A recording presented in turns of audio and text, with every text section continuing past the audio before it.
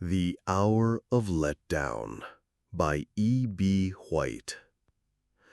When the man came in, carrying the machine, most of us looked up from our drinks because we had never seen anything like it before. The man set the thing down on top of the bar near the beer pools. It took up an ungodly amount of room, and you could see the bartender didn't like it any too well, having this big, ugly-looking gadget parked right there. "2 rye and water," the man said. The bartender went on puddling an old-fashioned that he was working on, but he was obviously turning over the request in his mind. "You want a double?" he asked after a bit. "No," said the man. 2 rye and water, please." He stared straight at the bartender, not exactly unfriendly, but on the other hand, not affirmatively friendly. Many years of catering to the kind of people that come into saloons had provided the bartender with an adjustable mind. Nevertheless, he did not adjust readily to this fellow, and he did not like the machine, that was sure.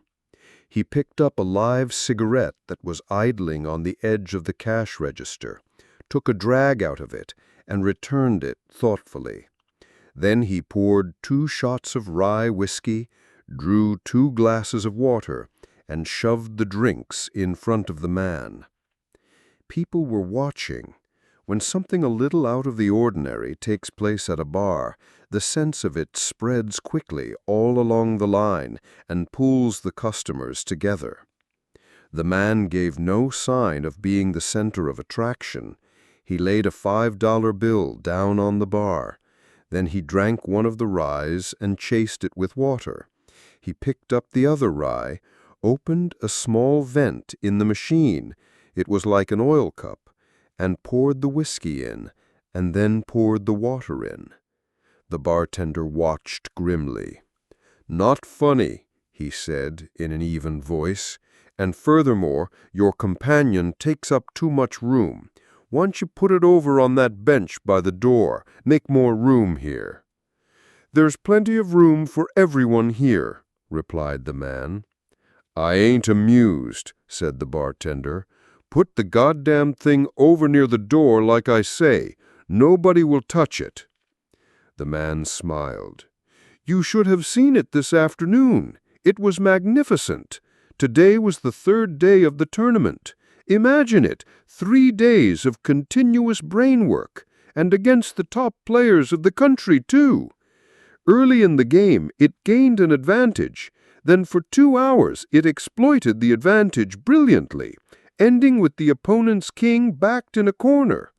The sudden capture of a knight, the neutralization of a bishop, and it was all over. You know how much money it won, all told, in 3 days of playing chess?" "How much?" asked the bartender. $5,000, said the man. "Now it wants to let down, wants to get a little drunk." The bartender ran his towel vaguely over some wet spots.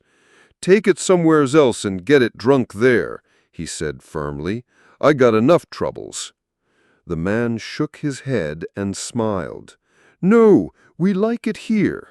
He pointed at the empty glasses. "Do this again, will you please?" The bartender slowly shook his head. He seemed dazed but dogged. "You stow the thing away," he ordered.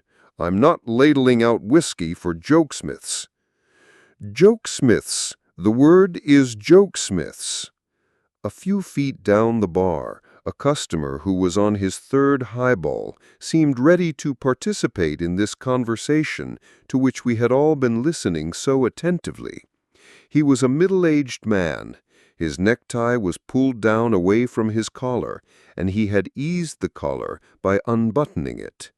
He had pretty nearly finished his 3rd drink, and the alcohol tended to make him throw his support in with the underprivileged and the thirsty. "If the machine wants another drink, give it another drink. Let's not have haggling." The fellow with the machine turned to his newfound friend and gravely raised his hand to his temple, giving him a salute of gratitude and fellowship. He addressed his next remark to him, as though deliberately snubbing the bartender. "You know how it is when you're all fagged out mentally, how you want a drink?" "Certainly do. Most natural thing in the world." There was a stir all along the bar. Some seemed to side with the bartender, others with the machine group. A tall, gloomy man standing next to me spoke up. "Another whiskey sour, Bill, and go easy on the lemon juice." "Picric acid," said the machine, sullenly. "They don't use lemon juice in these places." "That does it," said the bartender, smacking his hand on the bar. "Will you put that thing away or else beat it out of here? I ain't in the mood. I tell you, I got this saloon to run, and I don't want lip from a mechanical brain or whatever the hell you've got there." The man ignored this ultimatum. He addressed his friend, whose glass was now empty. "It's not just that it's all tuckered out after 3 days of chess," he said amiably. "You know another reason it wants a drink?" "No. Why?" "It cheated," said the man. At this remark the machine chuckled. One of its arms dipped slightly, and a light glowed in a dial. The friend frowned. He looked as though his dignity had been hurt, as though his trust had been misplaced. "Nobody can cheat at chess," he said. "Impossible. In chess, everything is open and above the board. The nature of the game of chess is such that cheating is impossible." "That's what I used to think too," said the man, "but there is a way." "Well, it doesn't surprise me any," put in the bartender. "The first time I laid my eyes on that ogie thing, I spotted it for a crook." "2 rye and water," said the man. "You can't have the whiskey," said the bartender. He glared at the mechanical brain. "How do I know it ain't drunk already?" "That's simple. Ask it something," said the man. The customer shifted and stared into the mirror. We were in this thing now, up to our necks. We waited. It was the bartender's move. "Ask it what? Such as?" said the bartender. "Makes no difference. Pick a couple big figures. Ask it to multiply them together. You couldn't multiply big figures together if you were drunk, could you?" The machine shook slightly, as though making internal preparations. 10,862, multiply it by 99, said the bartender viciously. We could tell that he was throwing in the 2 nines to make it hard. The machine flickered. One of its tubes spat, and a hand changed position jerkily. 1,075,338, said the machine. Not a glass was raised all along the bar. People just stared into the mirror. Some of us studied our own faces. Others took carom shots at the man in the machine. Finally, a youngish, mathematically minded customer got out a piece of paper and a pencil and went into retirement. "It works out. You can't say the machine is drunk." Everyone now glared at the bartender. Reluctantly, he poured 2 shots of rye, drew 2 glasses of water. The man drank his drink. Then he fed the machine its drink. The machine's light grew fainter. One of its cranky little arms wilted.